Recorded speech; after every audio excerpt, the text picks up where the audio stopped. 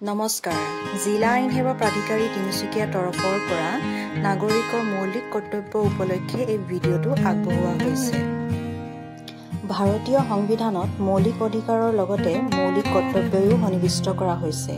ভাৰতীয় সংবিধানৰ ৪২ নং সংশোধনী অনুসৰি সংবিধানৰ ৪ৰ্থ ভাগৰ ৫১ ক অনুচ্ছেদত ১৯৭৭ চনৰ পৰা কাৰ্যকৰী হোৱাকৈ ১০টা মৌলিক কৰ্তব্যও সংযোজন কৰা হৈছে। এই কৰ্তব্যসমূহ ভাৰতীয় নাগৰিকে মানি চলা উচিত। ৰাষ্ট্ৰৰ সংবিধান মানি চলা আৰু ইয়াৰ আদৰ্শসমূহ অন্য ব্যৱস্থাসমূহ জাতীয় পতাকা আৰু জাতীয় সংগীতক সন্মান দেখুওৱা। স্বাধীনতাৰ বাবে কৰা আমাৰ ৰাষ্ট্ৰীয় আন্দোলনক অনুপ্ৰাণিত কৰা মহান আদৰ্শসমূহ পোষণ আৰু অনুসৰণ কৰা। ভাৰতৰ সাৰ্বভৌমত্ব ঐক্য আৰু অখণ্ডতা ৰক্ষা কৰা। দেশ ৰক্ষাৰ বাবে প্ৰয়োজন সাপেক্ষে সেৱা আগবঢ়োৱা।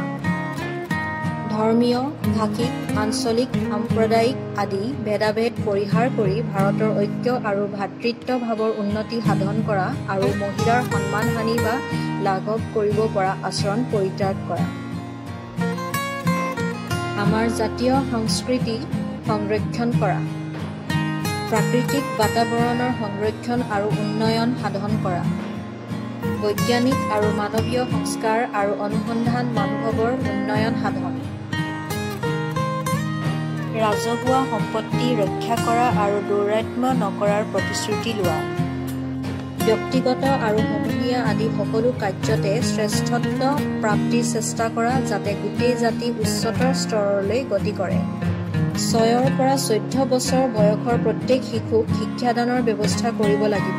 এইটো হ'ল পিতৃ-মাতৃ বা অভিভাৱকৰ মৌলিক কৰ্তব্য। ধন্যবাদ।